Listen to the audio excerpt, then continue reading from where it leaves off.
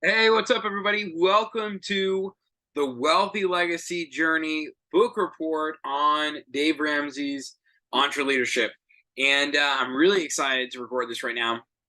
And it's funny because just before I started recording this, I was thinking about, man, I got to go finish that book report. And I've been working on it. I mean, I want you to if you're watching this on the video, there's literally just pages and pages. Like this book has been awesome. And there's so much content here. I think I've got like 20 pages, but I mean, it's like every page is just full like notes and awesome stuff. And I wrote it all down. It's really good. And, I was trying to go through and fix all the typos and, really make sure that everything's pretty in it. And while, I am blessed to have taken some wonderful writing courses, in college and high school and stuff that really taught me how to write, it's not my strong suit and it's not my forte.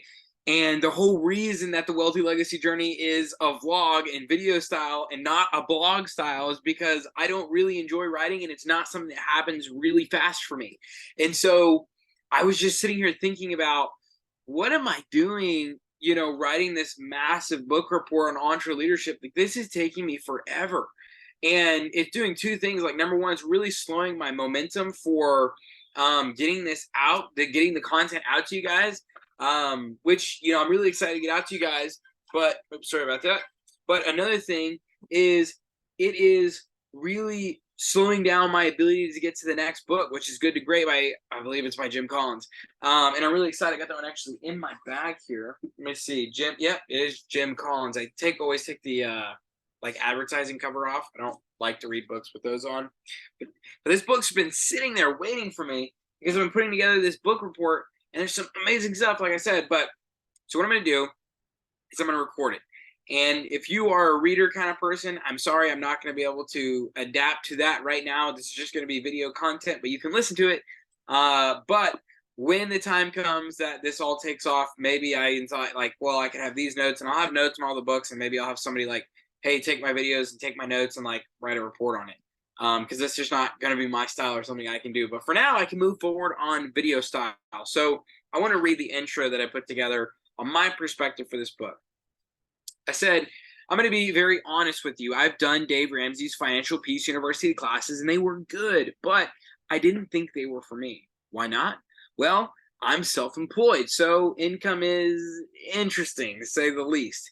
I'm on board for the no debt in my personal life thing, but in every dollar budget, yeah, right. P.S. That has changed. I'm also a real estate investor, so while I would prefer to not be in debt, for many years it honestly seemed like it was going to be the only way. When this book was given to me, I'll be honest, I had no intentions of, I think it's still recording. Sorry about that. When this book was given to me, I had no intentions of reading it. In fact, the book was sitting in the garage sale pile to be sold the following weekend.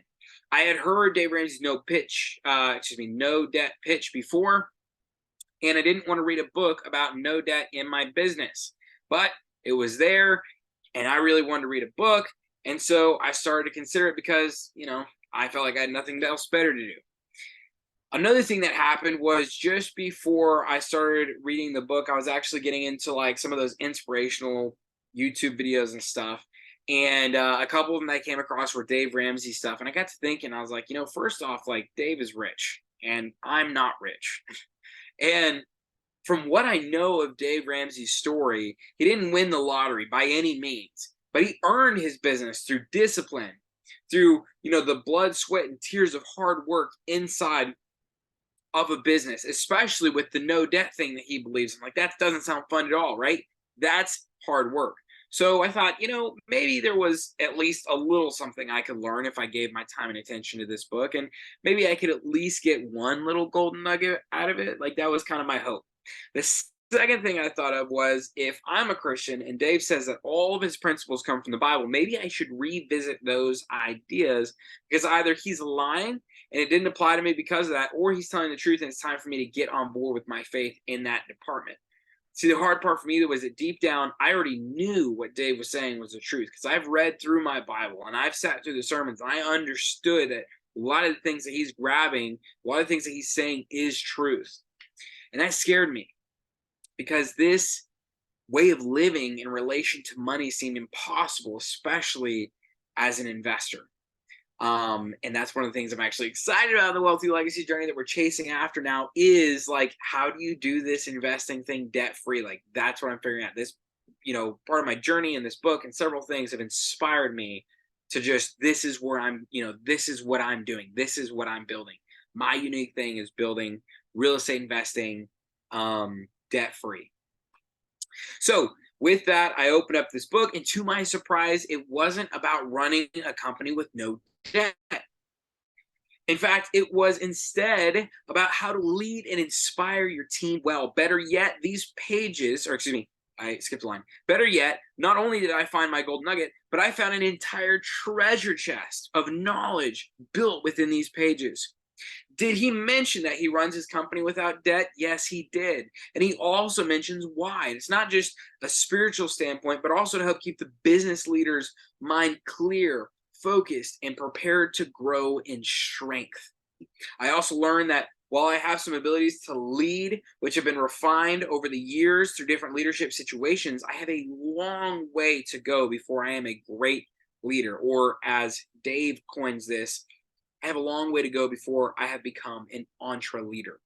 I realized after this book that if I don't learn how to become a great leader, I will never be able to reach my biggest goals because my dreams will only amount to my skill set, which at this point I now know is maybe just above average. And I don't want just above average for my life. I want great. I want to be the best I can be. And now I know that a huge part of that comes from being the best leader I can be. So with that said, this was an amazing book for any leader who wants to lead and inspire their team to take everything to the next level and become great by leading them in the charge instead of bulldozing them over. I hope this book is as fruitful for you as it was for me. Kendell Leiden, founder of the Wealthy Legacy Journey. Now I'm just going to walk you through the chapters of this book and break it down. So chapter 1, and in a lot of these chapters, like I made notes over the chapters, and then I also kind of gave my personal perspective of what I learned out of it. I think it would be awesome for me to deliver both of those to you here right now, but I'll make sure that you understand, like, yeah, this is what the chapter talked about, and then I'll kind of switch and let you know, like, hey, this is what I grabbed from the chapter. Chapter 1, Entreleadership Defined. I was reminded in this chapter that my business has strengths and weaknesses. In fact, it will have my strengths and my weaknesses. I thought that was really powerful. I first need to discover what my weaknesses are, recognize where those weaknesses are manifesting in my business, and then work to overcome those weaknesses. From there, I can then hire others to complement my weaknesses. He mentioned this quote by Benjamin Zander on page 16. It says, "The conductor of an orchestra doesn't make a sound. His power depends on his ability to make other people powerful." And that changed everything for me. I realized my job was to awaken possibility in other people. Wow. Isn't that good? Like, I was like, wow, that's so good. How can I awaken possibility in other people? So I'm going to switch over. This was what I got out of chapter 1. For me personally, I've always been taught that if you want something done right, you have to do it yourself. But that's totally incorrect. In fact, I found many times that there are other people out there who can do that thing 10 times better than I could. I remember what Russell Brunson mentioned one time. He was talking about this idea, and he calls it finding the who, not the what.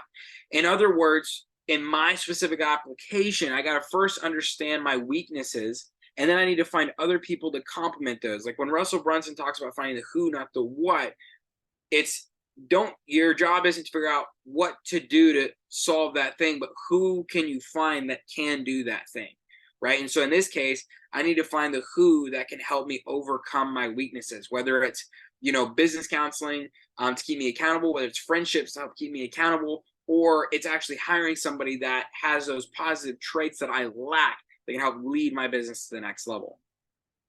So my weak areas are organization and dedication. I like to jump in the deep end. I like to make a quick buck. I like to, discover something new and exciting and revolutionary, at least for me. But then I struggle not wanting to just move on. Like I can get through that initial difficulty, but when it comes to like the grind of like the mundane day to day, like that bores me. And so I have to learn how to fight through that and not just leave whenever it starts getting like, hey, this is working, but it kind of is getting boring. That's a struggle for me. That process is exhausting. I have to break that habit.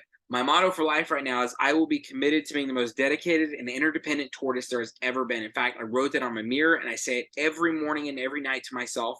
I even measure my success at the end of each day by that measuring stick. No matter the tasks I did or didn't complete today, did I accomplish living out my motto?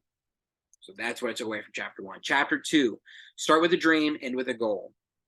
Here's Dave Ramsey's notes. I got a couple of things in here. So dream. Everyone needs to have dreams. And I need to create an environment where my employees, my team can have dreams for their roles in the business. But the only way we can dream powerfully is if there's a complementary process to put those dreams into action. Dreams without action are unfortunately almost worthless. For anybody watching or listening to this show, if you have a dream, but you're not putting those dreams into action, there's nothing that listening to me and listening to these episodes is going to do for you, right? Don't think that like out of anything I'm going to say, you're going to get smarter. Like the cases and the situations where I've learned the most is where I'm just moving forward. Sometimes it's been the situations where I've messed up the worst that I've learned the most, right? So you have to move forward with action. Vision. My business, my team, and my process need to have a specific purpose about where we're going. From there, I have to clearly communicate that purpose and plan as a vision to my team. If I can't get everyone on the same boat with the same vision, we will have a house divided and we will not stand. So start with a dream, then take my vision, figure out how to implement it. That brings us to mission statement.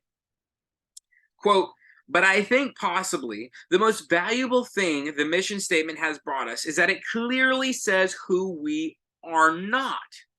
Ooh, that's good. You need an out of bounds marker or the game is hard to play. Quote, that's on page 29. Your mission statement defines what success is. And as we understand, without success, your business fails. This is especially dangerous for businesses who have had enough success to fund money pits, time wasters, and other out-of-bound projects chasing the next big thing or getting sick with shiny object syndrome. And that eventually sinks the ship. Yeah, I've personally been there twice now. I will not be going back there a third time. I would recommend not going there. Learn from my mistakes. Learn from what Dave Ramsey's saying here before you have to experience that pain. Like, don't do it to yourself. On page 29, there's a great example of a real estate guy who was very successful in real estate, ended up buying a failing restaurant for pennies on the dollar, thinking he was getting a great deal. But he ended up so much time, energy, and money into the restaurant that it almost sucked his real estate business under. Quote, I am convinced that one reason for our success is not only knowing clearly what our flywheel is, but sticking to that flywheel by turning down lots of, quote, opportunities, quote, just because an idea is good does not mean that it is good for you or your company to take on. Keep your eye on the ball. Page 30. Steps for creating a mission statement and resources to go along with that can be found on pages 30 through 31. Wow, that was so good. Like, that's at least what tripped me up the most is like, I figured out, like, I'm a dreamer, so I've got dreams. I've learned how to see a vision through. Now, communicating that to a team, I'm working on building up that skill set, but I figured out how to communicate that in a clear enough way that I can take action on that, on that dream as a vision to turn reality in my own life. Mission statement was great. But that whole thing of like knowing what is outside of your realm, I thought was awesome. Here's for goals. Goals convert vision into energy. That's on a quote from page 31. And there are 7 areas that Dave recommends setting goals for in your life: career, financial, spiritual, physical, intellectual, family, and social. So these are my notes. As I was going back through the summer to proofread, I realized that I hadn't actually followed through on this idea of a mission statement and specific goals. If I were to publish this report without setting those goals, I would be a hypocrite.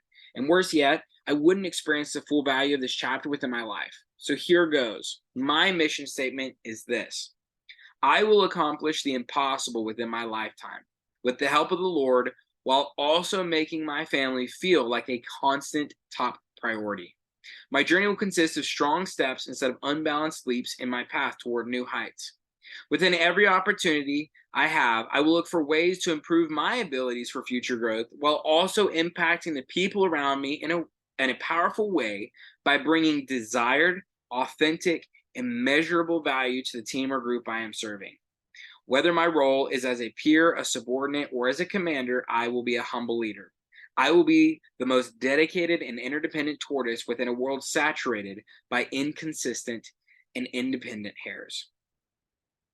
And I was just that, like, to me, like, the one part that I want to highlight just to clear up, like, when I say bring desired, authentic, and measurable growth, when I say desired, I have to be doing something, adding value to that team in a way that that team wants value added to them. I'm an idea guy, I'm a dream guy, but at the end of the day, if somebody has their business model that does X, Y, Z, and I come up and I say, hey, look, but if we did A, B, C, basically, I have this amazing idea, but it's outside of their flywheel, their wheelhouse, whatever you want to call it. Like, I have to respect that and not try to push that. So that's desired to that team. Authentic means authentic to me.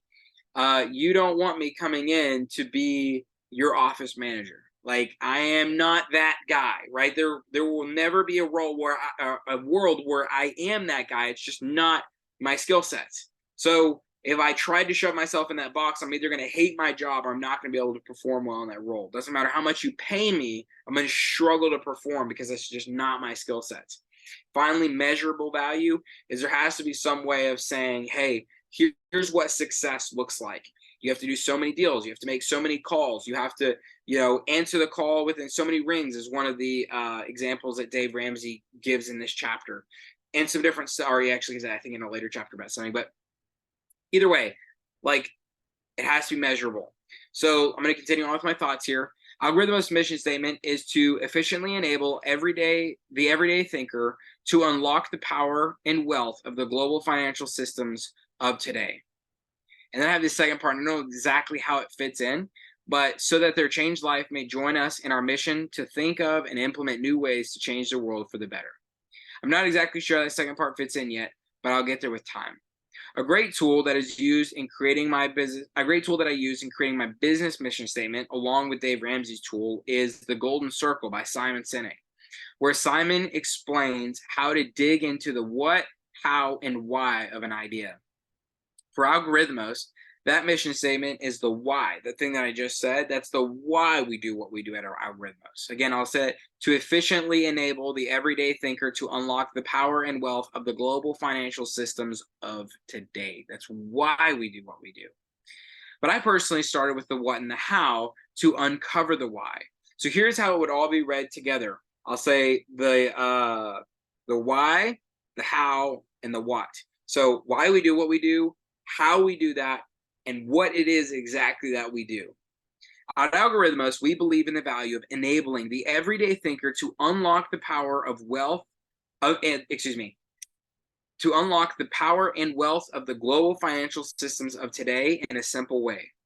We do this by taking our method and technologies, which took us years to build, and now simply connect traders with programmers in a streamlined and cost-effective manner, both in terms of time and money costs.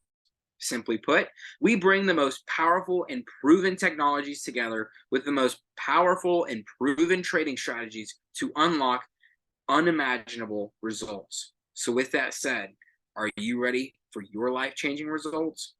Now, the idea would be is that if you're someone that has a trading algorithm, and you want to turn that into something or you have a trading system, right? And you want to turn this strategy, and you want to turn that into an algorithm, that we're trying to pitch you and saying, hey, we'll be the guy that builds that thing.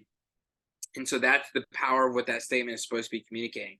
Libby and I also have a solid list of achievable goals put together for each of the 7 categories Dave mentioned within this chapter. All right, so that's chapter 2. There's 15 chapters, so I'm going to try to move through the rest of the chapters a little bit quicker, but there's just so much goodness in this book. I don't know. This is so good. I love this book. Chapter 3, flavor your day with steak sauce. Creating a budget for your time is you telling your time where to go instead of wondering where it went. That's a paraphrase quote by John Maxwell that Dave Ramsey included in this chapter. The 4 quadrants of time and the importance of putting each moment into its proper quadrant is crucial. Those categories are important and urgent, important but not urgent, not important but urgent, and not important and not urgent. And there's a lot more information on pages 45 through 49. Quote, if you spend 15 minutes planning your day on paper every morning, you will add 20% to your productivity, unquote. Dave Ramsey also mentions a fantastic to-do list organizational method on page 49 that I now call the ABC organizational method, and it's so good. I didn't write it in here, but basically what he does is he'll have, A is something that has to be done today, B needs to be done this week, and C needs to be done at some point. And so you have all your A's, all your B's, and all your C's. And then you have to go back to your A's and you say, okay, label those one going forward. What has to get done first gets a 1, and then 2, 3, 4, 5, all the way so on and so forth. And so then you have like A1, A2, A3, A4, B1, B2, B3, C1, C2. Obviously your to-do list may be much longer than that. Mine is for sure much longer than that, but it allows us to really organize. And, for me, I get really stressed sometimes when I have so many things on my to-do list that are just sitting there. I don't even know what to tackle first. And that's a really great way to organize it. Because then at that point, okay, well, you just tackle A1 first, spend 15 minutes organizing, and then spend the rest of your day doing efficiently. So my notes on this chapter, there are 2 things you might learn from being around me. 1, I have a lot of timers, and 2, organization is definitely not a strong suit for me. This idea of organizing my time was great, and having 4 categories to place tasks into was powerful for me. I'll mention those timers just so you can have an idea of all the timers that goes off in a given day, just so you can see how serious I am with my time organization, especially after being inspired by this chapter. So on a normal weekday, I have a different schedule for Sundays, which is a little bit different. But a normal weekday, I have a 6 a.m. wake up, 6:30 quiet time, 7 a.m. get dressed, 7:20 a.m. cook breakfast, 7:40 a.m. eat breakfast, 8 a.m. cook lunch, also at 8 a.m. Our kiddos can come out of the room if they haven't already, but usually they're already eating breakfast with us. I'm sorry, I'm getting mixed up between both Sunday and every day. 8:20, I start work or go to work, depending if I'm working from the house or if I'm going into the office that day. And then at 8:30 a.m., I have my first snack if I haven't eaten that already, but that's actually my breakfast. 10:30 snack 2, 12:30 snack 3, 2:30 snack 4, 5 p.m. Now, this is when I have my vitamins and my dinner and stuff like that. But also through those timers throughout the day, like 10:30, 12:30, 2:30, 5 o'clock, it really helps me keep track for how much productivity have I had today. Am I in a slump? If I am in a slump, how do I get out of a slump? Maybe I need to change what I'm working on, and just keep track of where I'm at in my day. 6 p.m. we go outside. 7:15 we leave the girls' room. 6. Okay, so 6 p.m. we go outside. 6:30 we feed the dogs. We have bath time. 7:15 p.m. we leave the girls' room. 7:30 p.m. have my last snack of the day. And then 9 o'clock we wind down, and by 10 o'clock it's lights out. And so that's everything. Like those timers are going off all day, but it really helps me. That's one of the timers you actually just heard because it's right about 2:30 when I'm recording this, 2:30 p.m. And all those timers help me to really figure out where am I at in my day and how efficiently am I using my day. And they've been a wonderful tool for me. Eating the little portions throughout the day help me from getting tired. I never feel stuffed and I never feel exhausted, which is awesome, especially as trying to be a productive entrepreneur. But then at the same time, those, timers also just help me keep me in a good rhythm. So there's a lot of timers, definitely, but it also helps me to own my day and ensure I'm doing productive things. P.S. Sometimes working is less productive than resting when you're just working to work. This is something I and other overachievers may struggle with. Sometimes I get in this box where I feel like I just need to be busy just for the need to be busy. But often in those times, it would be better just to rest for a moment, let my brain kind of unwind, and then find something that's actually highly productive to be working on. Organizing my day and organizing how tasks fit into my day has been a wonderful value add to my life. Chapter 4, Spineless Leader is an Oxymoron. A good leader cannot operate with impassiveness or indecisiveness. Dave gives a great analogy of a guy dating a girl, and when he won't propose, she eventually leaves him because he won't commit and take action. Customers will leave a business that can't take decisive action the same way. He goes on to talk about fear and criticism. Indecision by fear will kill your business. Quote, too many of us are not living our dreams because we are living our fears. Quote, Les Brown, page 60. If you need to take a minute to think on that, maybe rewind, listen to that again. That's so good. How many of us are not living our dreams because we're living our fears? There's another good quote. So, quote, there is only one way to avoid criticism. Do nothing, say nothing, and be nothing. Quote, Aristotle, also on page 60. Great quotes. If you do anything of any significance, you will be criticized. It's better to go ahead and just accept that up front instead of trying to avoid it. I also made the following notes on this chapter. Sometimes it's important to wait until a later moment where you have less emotions and more information to make a decision. Waiting until later to make a better decision is not passivity if done correctly. Page 61.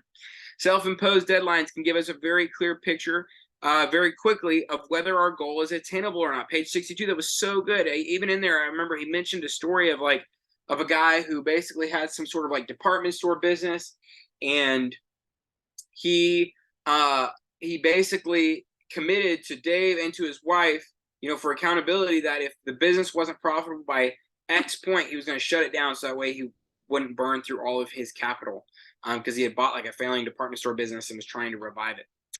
And so having that self-imposed deadline saved him from going to zero. And even for me, I had a self-imposed deadline after Algorithmos where I didn't let myself go all the way down to zero, but it was a certain dollar amount. I was like, once I hit that dollar amount that was left, like that's whenever I stepped away and I had to go back to what I was find something else to make money, because I wasn't going to drain my family all the way down to zero.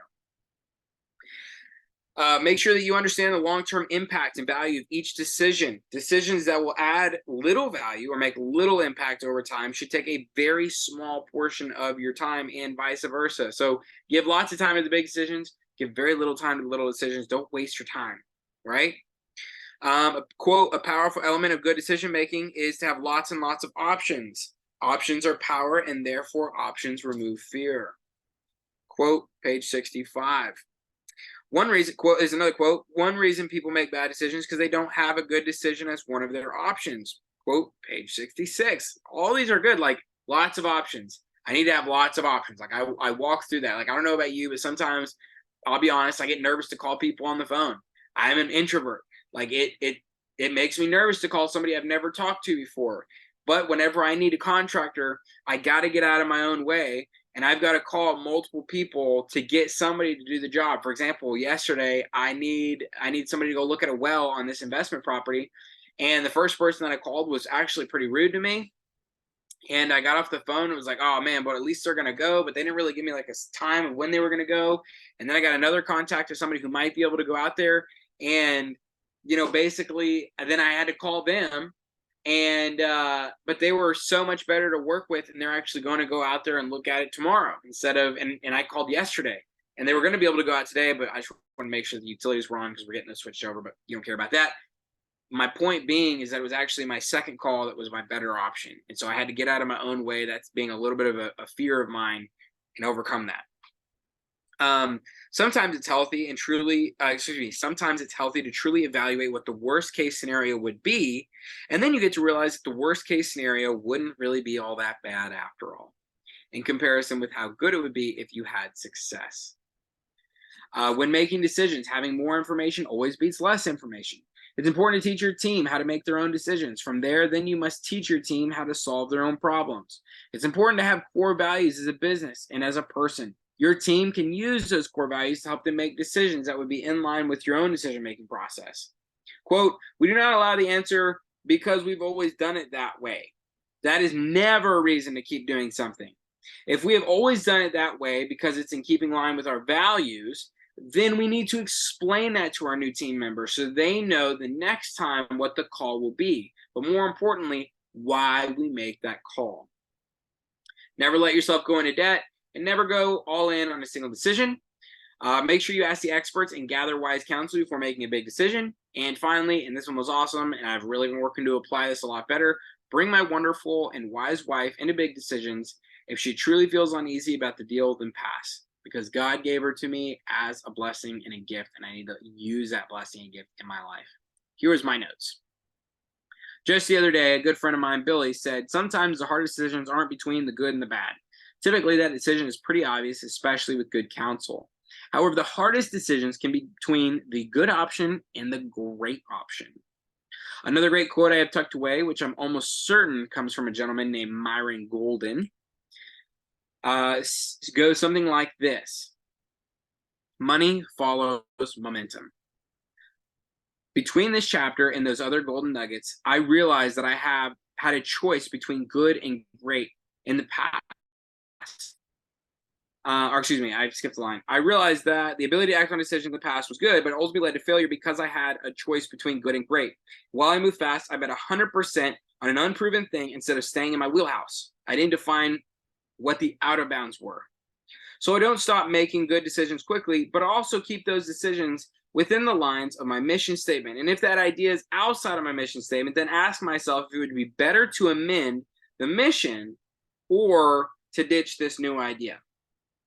Hint, it's almost always better to ditch a quote-unquote good idea over a proven mission statement, as long as the mission statement is still providing you measurable growth. In summary, start getting more options when making decisions instead of settling on what works. Seek lots of wise counsel when needed and listen to it. Prepare for the criticism that will come. Stop betting everything on the next shiny object and listen to Libby's counsel, because the Lord has wisely blessed me with her for a purpose. Brings me to chapter 5. No magic, no mystery. Remember, when you have momentum in your life, you will look and feel better than you are. On the other hand, when you don't have momentum in your life, just remember that you are better than you currently might look and feel. Let me say that again. Remember, when you have momentum in your life, you will look and feel better than you are. On the other end, when you don't have momentum in your life, just remember you are better than you currently might look and feel. I've been in both of those shoes more than once. And that is so, so true. Dave gives a visual depiction of what he calls the momentum theorem on page 82, but written out, it is focused intensity over time multiplied by God equals unstoppable momentum. So if you want unstoppable momentum, so you can look better and feel better in what you're doing, and you can have good measurable growth, to get that, you need to have focused intensity over time multiplied by the efforts of God joining in with yours. Dave mentions that the two big reasons we will lose focus is because our fear of pain points somewhere, and our greed that steps in as we look to the spoils of the victory before we even land the deal. I was also challenged within this chapter that I need to be intense in life about the most important things: my career, my marriage, my kids, my health, my business, and my faith, not necessarily in that order. To do that, I need to be like a tortoise and not like a hare. Finally, Dave mentions what he calls marketing stew on page 98, which has two ingredients. Ingredient number one being passion. Quote, when you and your team have passions, when there is a sense you are on a crusade, you become willing to sacrifice to make something bigger than you happen. You will only sacrifice when you passionately believe in the outcome. It's on page 100. Ingredient number two, activity. Quote, more activity is insurance against failure. Simply, if you make 100 sales calls, you are more likely to make a sale than if you make 10 sales calls. Quote, page 101. So, here's my perspective in this chapter. Don't put the cart before the horse. Don't count the chicks before they hatch. Don't count your money at the table. Don't get ahead of yourself, Slick. Yep, I definitely struggle with this. For me, it's the have-nots of life that trip me up, and getting too fixated on those instead of recognizing and being content with what I have right now, so I can be good to move slower through what I'm doing. I've really been working on this, though. That does not mean I'll let contentment kill my momentum. Instead, I will allow contentment into my life so I can make forward decisions with an abundance mindset instead of a scarcity mindset.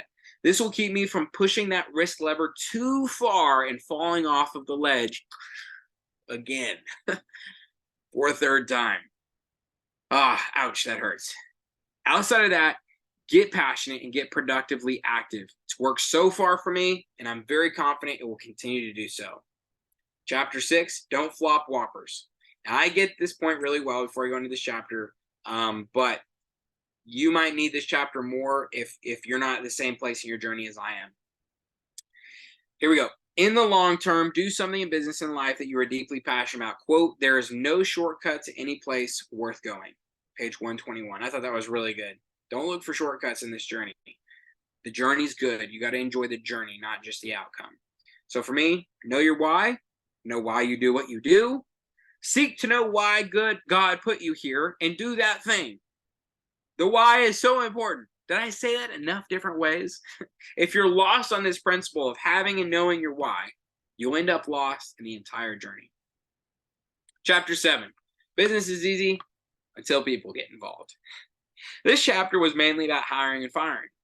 This is a huge question mark area for me currently, as it's about to be a big step moving from a solopreneur with part-time help here and there and or commission-based team members to full-on leader of a team. So I made quite a few notes. I know this is the next big step that I need to take. It's one that I have avoided more than once now and has resulted in receding growth, backwards growth, whatever you would call that, a shrinking in my business.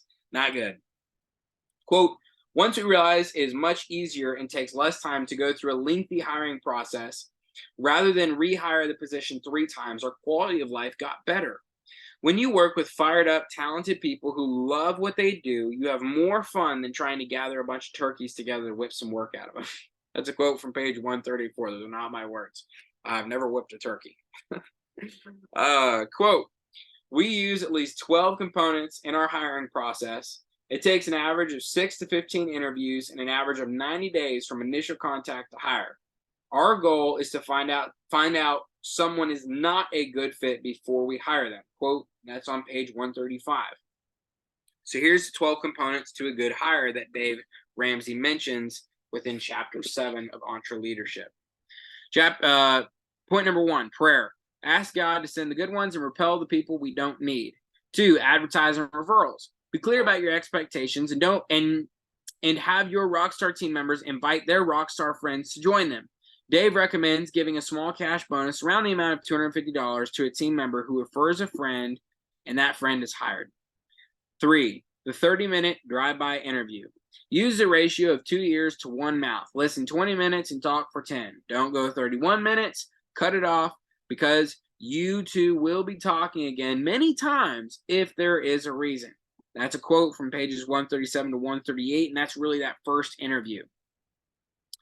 The 4th point, resume and references. Briefly look at the resume for formal training and talking points, and do call the references. If the references aren't expecting our call or don't have nice things to say, then you don't have to answer, then you have your answer about the hiring.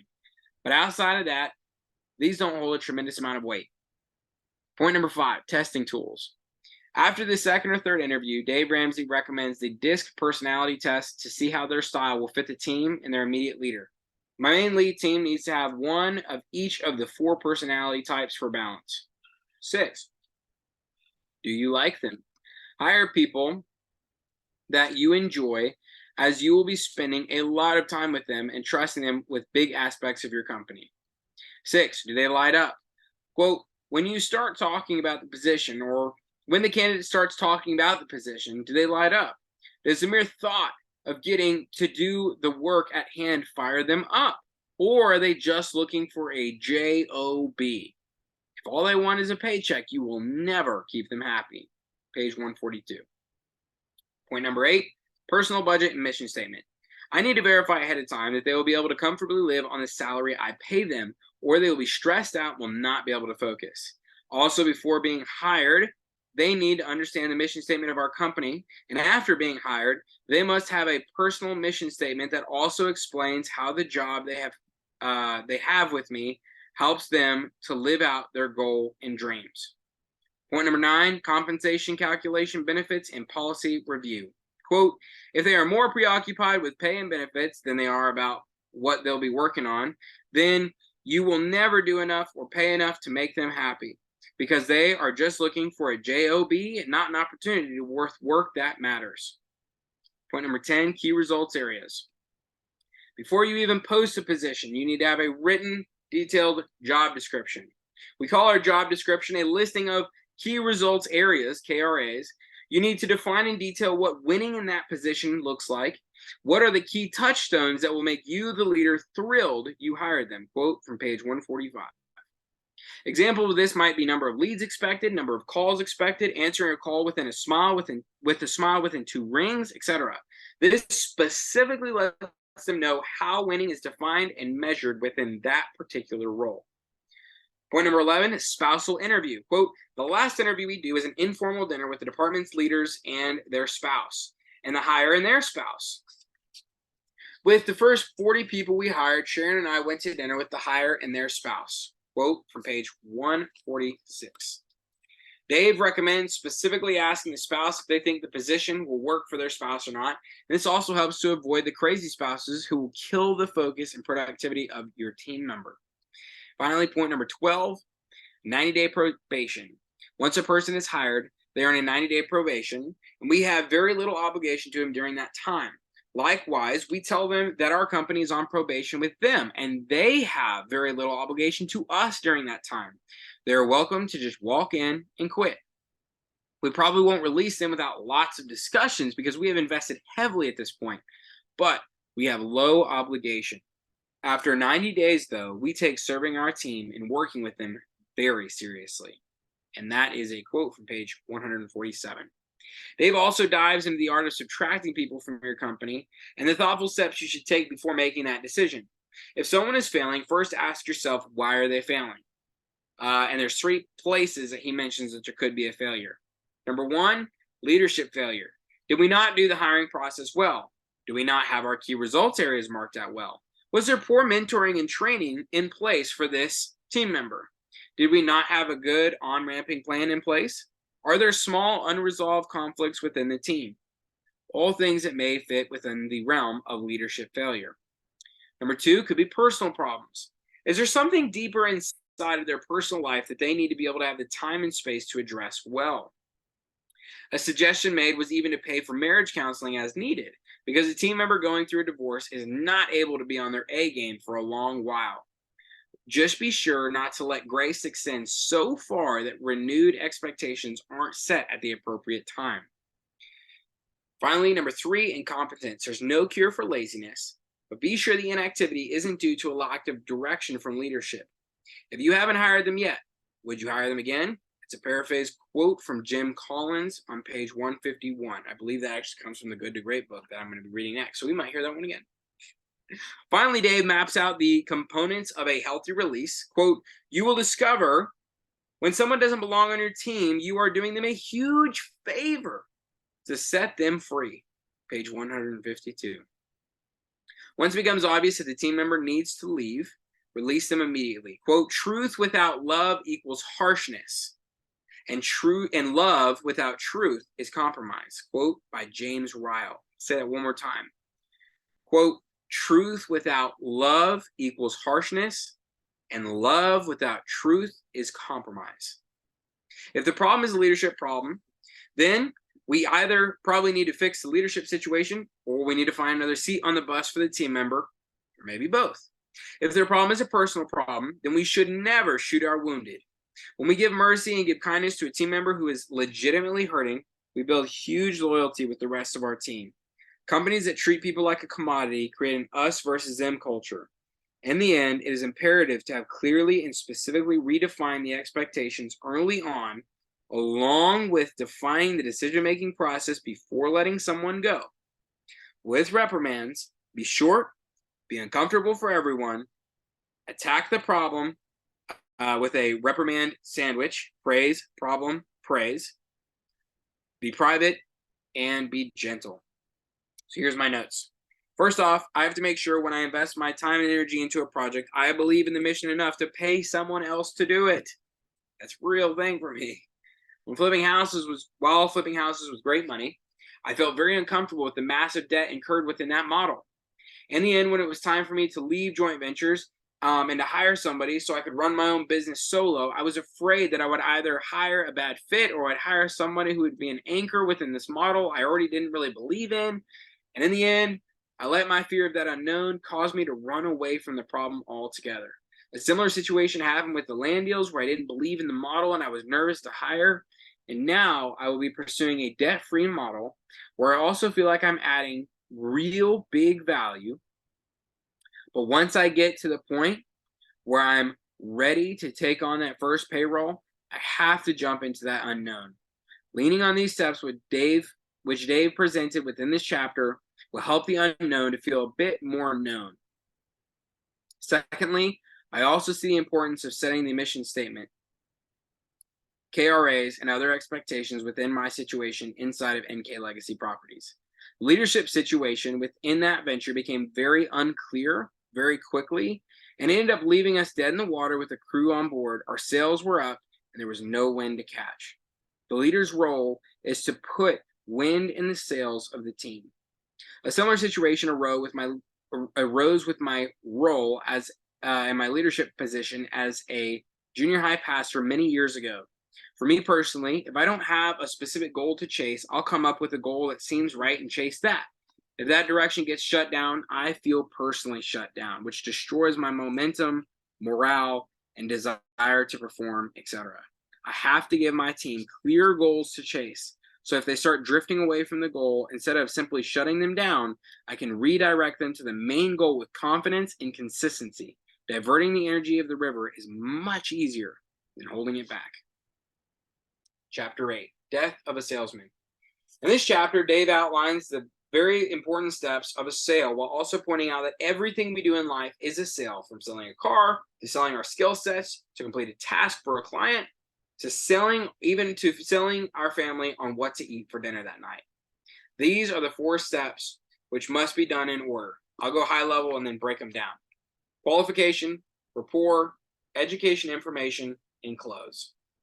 Step number 1, qualification. Step number 2, build rapport. Step number 3, educate and give them information. Step number 4, close the deal. Within qualification, you do 4 things. You have to make sure and you qualify them, because qualified prospects have the money, qualified prospects have the time, qualified prospects have the need/want, qualified prospects have the power to make a decision. Rapport. Building the initial conversation and directing the flow for the future. Think of How to Win Friends and Influence People. That's an amazing book. At some point, I'm going to read it again this year, and definitely I'm doing a report on that one. I've read it probably 5 times at this point. I read it about once every year the last few years, and it's awesome. Number 3, education information. Answer all of their questions to give them all the details, but also be aware of who you're working with. Very logical person, think doctor, engineer, etc., will want abundance of information, and then some to an abundance of information, and then some to feel like they're making a good, well-informed decision. A very spontaneous person, however, think of like an artist or a DJ or something like that, will be overwhelmed by the details typically, and will want you to stop giving them information so that they can go ahead and act right now. So it'd be different people and different points of life. There's also different personality types. So you have to make sure that you educate them to the degree that they want to be educated, not to the degree that you want to educate them. If you under-educate somebody, they're going to feel like it's a scam. If you over-educate someone, you're going to bore them. And then finally, you get to the close. Once someone is ready to close, stop selling them. If you keep unnecessarily pushing, you might even cause them to change their mind. Once they're informed and they're excited about moving forward into what they truly feel is a good decision, close the sale and move on to the exciting part of giving them the product/service/result that they desire. All right. Quote, if you ignore the steps and or try to skip one and or do them out of order, you will get backlash. Your buyer will not like you, and you will feel pushy because you likely are. Page 167. In this chapter, Dave begins by discussing how to qualify a prospect based on a couple of different categories. And once the prospect is qualified, he goes on to discuss how you can build rapport through common interests, potentially pre-networking, research beforehand, etc. And also, and ultimately selling to their personality type, not yours. You also have to have a deep knowledge base and profound passions for the product and or service you're trying to sell. This includes knowing anything and everything about their other options, i.e., your competitors' products and services. Not only do you have to be well versed in yours, you have to be well versed in someone else's products. If you set this stage right, then the close should be easy. But Dave specifically talks about how each of the 4 personality types will react and or operate through the sale/close. He ends the chapter with some specific closing techniques to use as needed and as they apply. So here's my perspective. I'm 100% on board with this. I love the book, How to Win Friends and Influence People by Dan Carnegie. In fact, I have the goal of reading that book every year to check myself for what I'm doing well and what I need to improve on. I even use this when buying land, not just selling things. With LandPal, Aaron and Carson's direct mail campaign would begin the qualification process, and the call center would finish that process by making sure the seller either wanted to take the offer or if they had a question, when the seller would call in. From there, I never even tried to close the deal on the first call to the seller. Instead, my number one goal was to get them talking about their family and or laugh. If I could get them to talk about their family and laugh in the same call, the only reason the deal wouldn't close is because they weren't qualified properly. I would also take the time in that first call to educate them however they wanted to be educated in the process ahead. By the end of the call, everything would be ready to move forward once we had a number on paper. Right at the end of the call, I would try to set their expectations on a lower price point for call 2. On my second call, and I always waited 24 to 48 hours, the first thing I would do is circle back on my report notes before getting to business, getting to laugh, talk about something that we connected on outside of business. Once we got to the sales price, my favorite approach was what I called the good news approach, where I had fought for them to push their offer above what I set as the lower expectation during the first call. Almost always, this would result in them taking the deal. I'd complete any final education and then send them the contract. I also have a pre-recorded video I would send with the contract, and in that video, I explained what was in the contract they were about to sign section by section. I would finally ask them on call 2, just before I hung up, so please don't sign this contract if you have any questions. If something doesn't look right, call me back and we'll get everything cleared up before we move forward. Both of those 2 things built a huge amount of trust, and they would almost always sign without asking any questions or watching the video. But the fact that I was so willing to walk them through everything in such detail made the walls come down, and they were no longer worried about a scam. I also believe the rapport built in call 1 and continued to call 2 helped a lot. I never met these people face to face, but more than once I had people tell me that they were a bit disappointed in the end we weren't closing because we wouldn't be chatting anymore each week. I took that as a huge honor and a win, as I represented the value I added during the transaction and how I had nailed this process to perfection. Chapter 9, Financial Peace for Business. In this chapter, Dave begins by speaking on the 2008 market crash, and he talks about why he was unconcerned while every other company in the market was so nervous. He dove into some basic principles of important accounting, including make sure your taxes are covered, having a solid budget, not paying yourself too much, and never having unneeded expenses for the sake of just looking good, especially if it's funded by debt. He also explains how when we make purchases with cash, we tend to be much more careful. But when we make decisions with debt, we tend to be much more extreme and risk happy, especially with our outlook on new ideas. He also specifically shows how having debt bills will kill cash flow in your business. He also listed 4 principles to making large purchases. We pay cash, we rent until we can pay cash, we outsource to avoid going into debt, and we buy used. That's all on page 202.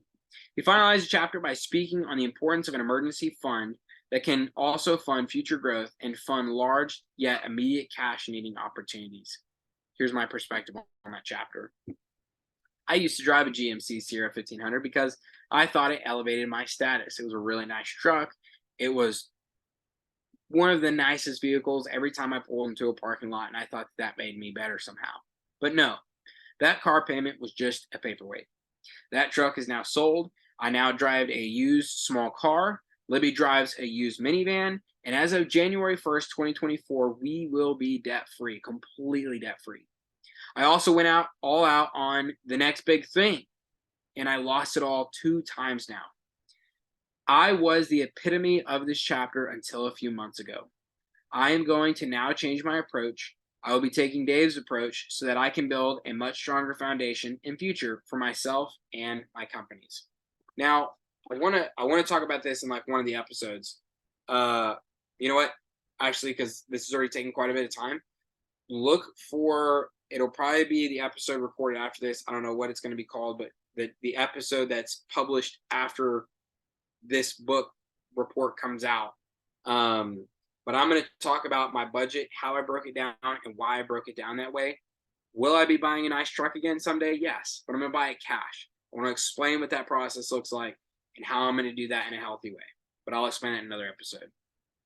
Chapter 10, the map to the party. This chapter speaks on the importance of clear communication to create a great company.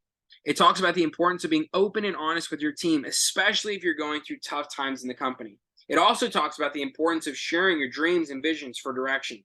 And then it goes into the practical ways to live this out in an effective manner, such as effective ways to handle staff meetings, effectively setting meetings with individuals or small teams, effective communication patterns within virtual messaging, weekly report must-haves, which I'm really excited to dive in and start implementing those, and how to run efficient year-end reviews.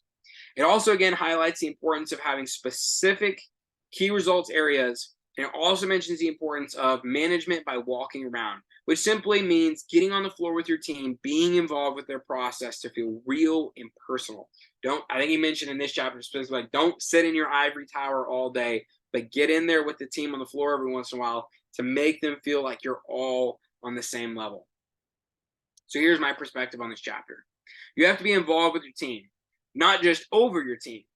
And if the team isn't involved in what's going on, they won't truly feel a part of the cause, which means they probably won't give it their all. The hardest part for me in this is being humble enough to admit when things aren't really going all that great, because it feels like egg in my face. But in the end, that's pride, not humility. And as I know, quote, God is opposed to the proud, but he gives grace to the humble, quote, James chapter 4, verse 6. Chapter 11, people matter most. In this chapter talks about how to build unity and loyalty among your team. Dave talks about paying your team very well. He talks about the importance of always letting your yes be yes and your no be no. He gives a fantastic example of unity within draft horses on page 230 and 231. Basically, I can't remember what it was, the numbers exactly, but like a single draft horse can pull an amazing amount of power. But you would think or amazing amount of weight. You would think that 2 draft horses could basically pull double what one could, but actually when you have 2 draft horses together, they pull like 4 times what 1 draft horse can pull alone as they fight and pull each other along. And I want to say it's something crazy. Let's see if I can actually find this number really quick. 230, 231. Because this is amazing. And I think it's really powerful for teams. 230, 231. Okay. One of the largest, strongest horses in the world is the Belgian draft horse. Competitions are held to see which horse can pull the most. And one Belgian can pull 8,000 pounds. That is 4 tons. The weird thing is that if you put 2 Belgian horses in the harness who are strangers to each other, together they can pull 20 to 24,000 pounds. 2 can pull not twice as much as 1, but 3 times as much as 1. This example represents the power of synergy. However, if the 2 horses are raised and trained together, they learn to pull and think as one. The trained and therefore unified pair can pull not only 24,000 pounds, but will hit 30 to 32,000 pounds. The unified pair can pull 4 times as much as a single horse. They can pull an extra 8,000 pounds simply by being unified. but unity is never simple or easy. If you want to go more, because that gets awesome from there, you're going to have to read the rest of the book yourself. But let's get back to the report. From there, he talked about how to build unity as well as the 5 enemies of unity: poor communication, lack of shared purpose, gossip, unresolved disagreements, and sanctioned incompetence. He talks about how important it is to have unity and loyalty in your company, and in fact, it will make your company stand out in the marketplace. For not only an excellent company to do business with, but also an amazing company to work for, which will naturally help your team rise to the top. A note from me, for myself, we can do more together than apart. I know that for sure.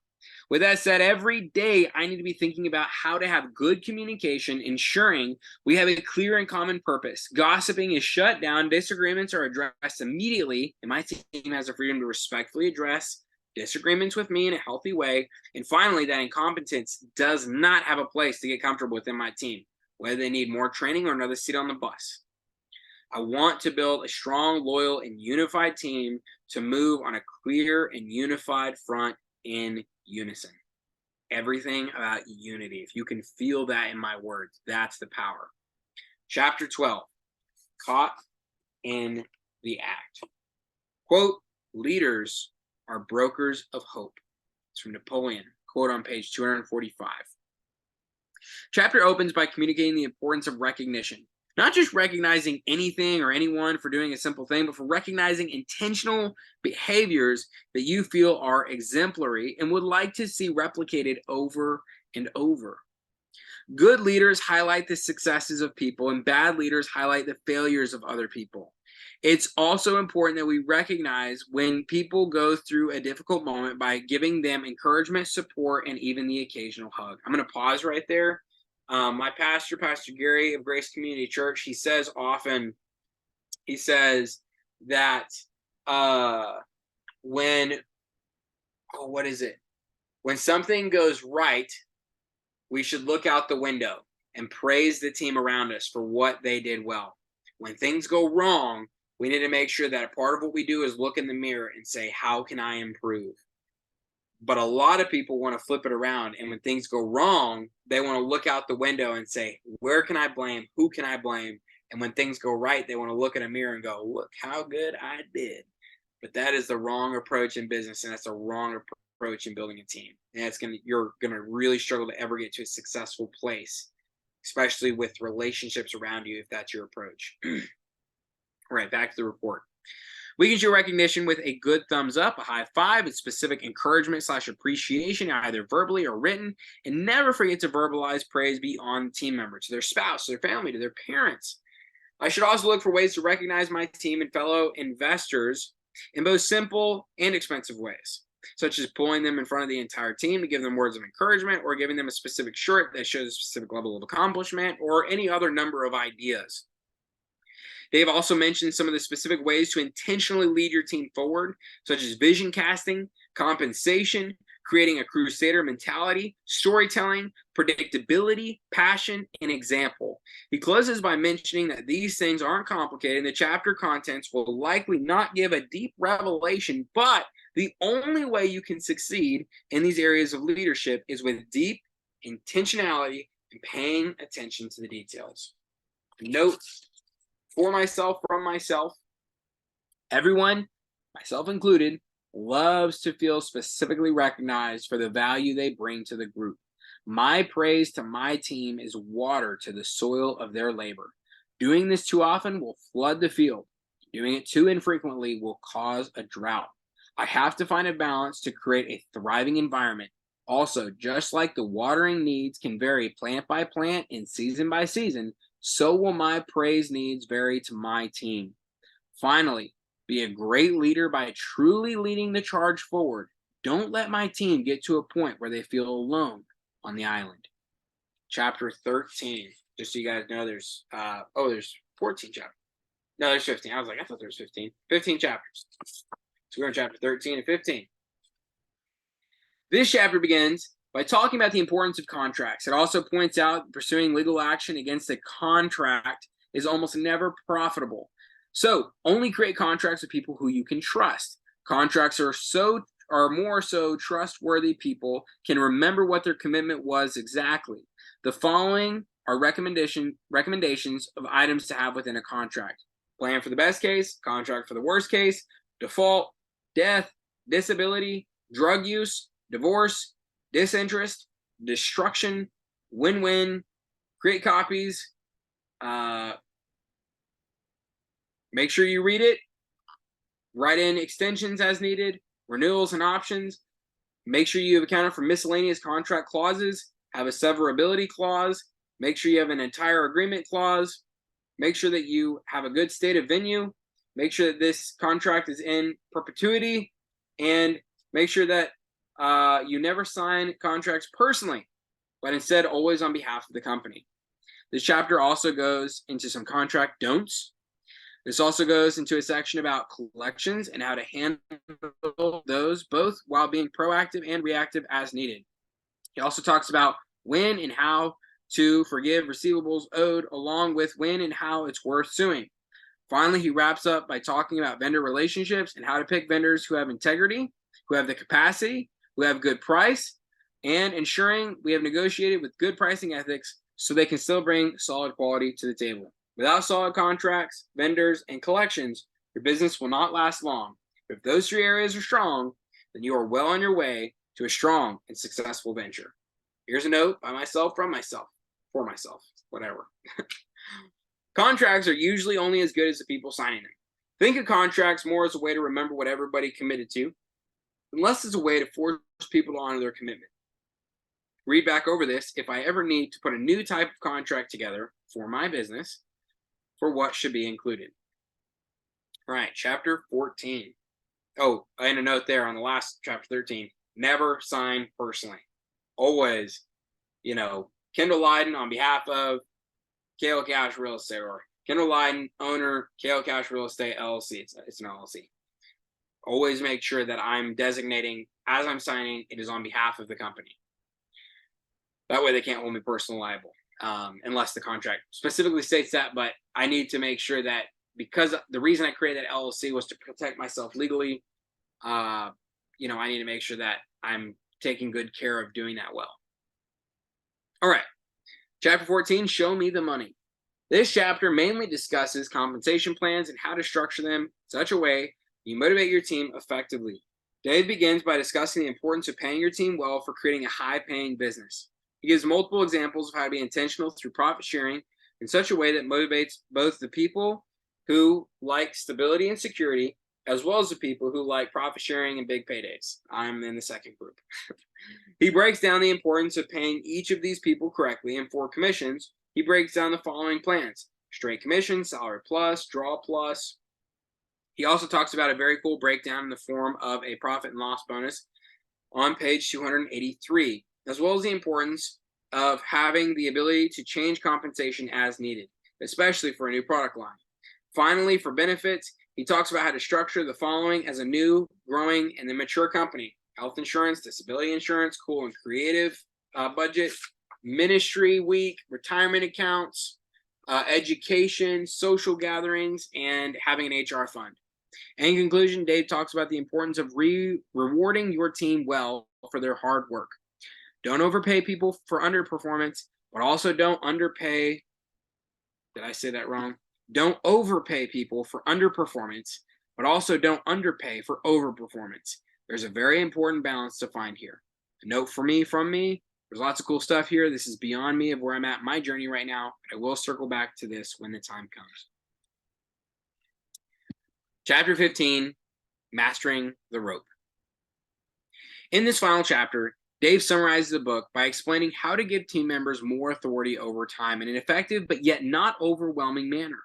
He explains how to choose who should get authority and how to slowly give it to them over time, and how delegation is the key to being able to step away from working in your business so that you might be able to work on your business and take it to a whole new level. He also talks about the power of developing a team member into someone that will carry on the culture. And he also talks about the danger of handing over the keys of the kingdom too soon. Whenever you're picking someone to lead, it is imperative that they have a great level of integrity and a great level of competency. He also mentions a book titled Principle-Centered Leadership by Dr. Stephen Covey. in which he lists the explanation for both gophers in management and management. He also talks about the danger of micromanaging instead shines a light on how to give proper and healthy authority to your team. Again, lots of cool stuff here. This is beyond, as my note, this is beyond me, but I will circle back when the time comes. Whew. And finally, the conclusion. This is a great book for anyone at any level of business. For me personally, the middle chapters of the book gave me the greatest insight, as those are some of the thresholds that I have yet to face. If you are earlier on in your business venture, the early chapter may give you the most fruit. But if you are beyond where I am currently at, then this book may be a part of what you need to take your business to the next level. In the end, I found this book to be well worth the read. This book was not sold in the garage sale as I had first intended, and I know I will be circling back on this book and find these principles over the next few years as I continue to grow in many of these areas. And I want to, before I go into my application, I appreciate you guys sticking with me on that. I'm a little worn out. Maybe, I don't know how you guys are feeling listening to this. That was a lot of content to read and put out really quickly, but you can see why the book report had so much and why it's just been a lot to put together. And in the future, I don't know if they'll be quite so hefty and lengthy, because I got to make this in a way that I can continue doing this. But I want to remind you guys again that this is Entreleadership by Dave Ramsey. I'm about to go into some really cool application stuff, but I just want to talk about this book one more time. You can get it at his website, store.ramseysolutions.com/business-and-career/books/Entreleadership. I'm sure you could just look up, go to the ramseysolutions.com, go to the store and find Entreleadership. You can also get it on Amazon, Barnes and Nobles. Great book. I would highly, highly recommend reading it. There's another guy in the office that has read it as well. We started just geeking out on how cool the book was and all the different wonderful points in it. So if you haven't read this book yet, make sure you get it and read it. If you have read it already, but it's getting dusty on your shelf, maybe it's time to pull it out, read it again, and see what you can apply. I'm going to go into my application of what I'm going to do with this book. I'm going to strategically hire the next few people with a long process as I look for the perfect people to complement my strengths and weaknesses. I'm going to complete a mission statement and stay in bounds this time. I'm going to be more conscious planning out each day and implement the ABC to-do list organizational method. I'm going to get more information when making decisions. I'm going to find a way to invest in real estate without debt, which actually I wrote this several weeks ago, and you can see that I'm already well on my way to figuring that out. I am never going to go all in on a single investment/business plan that could sink the ship again. With that, set predetermined timelines so we have fair expectations in place for when to pull the plug on a project. Never make a very important business decision without counsel again, and be humble enough to actually listen. On the really big decisions, always get Libby's weigh in. God gave me her as my life partner for a reason. When life isn't going my way, remember that my value isn't directly proportionate to my momentum in that moment. Just keep going. Be committed to being the best tortoise I can be, because the hare does not win. I actually wrote, I am committed to being the absolute best tortoise I can be today, but it's actually much more than that. I'm committed to being the most dedicated and interdependent tortoise there has ever been. I wrote that on my mirror, and I currently recite that to myself every morning and every evening to remind myself that the moment I am currently in is so good. Remember, the two big reasons we will lose focus is because our fear of a pain point somewhere and or greed that steps in as we look to the spoils of the victory before we even land the deal. If/when my team is struggling or I'm struggling to get traction in an area, if goals, vision, and a mission statement are in place, then assess the marketing stew. Are we lacking passion? Are we lacking activity? Accept the fact that the wealthy legacy journey is just that, a journey. The road will be long and hard to traverse. You will get sweaty and maybe even dinged up along the way. Don't forget to prepare for the journey ahead of time. Talk to others who have walked the journey, and then on the journey, focus on enjoying the path. If you don't learn how to enjoy the journey, you won't have the strength to endure all the way to the beautiful mountaintop. Remember, when I bring a job to the marketplace, I am bringing value, and I am not desperate. really take my time to hire the right people, because hiring the wrong people will be time consuming, demoralizing, and expensive. But also a note for me there is, if I hire the right people, it can help take me to the next level. I've got to get past my fear in that area.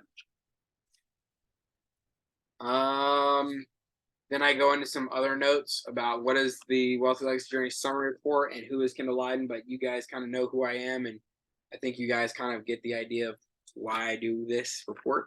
At least I hope you do. I want to summarize good book. I want to read the books. I want to get them out there in a way that I can read, consume later, help other people can consume them. So that's the kind of the exciting part. So with that said, again, author Dave Ramsey, book Entreleadership.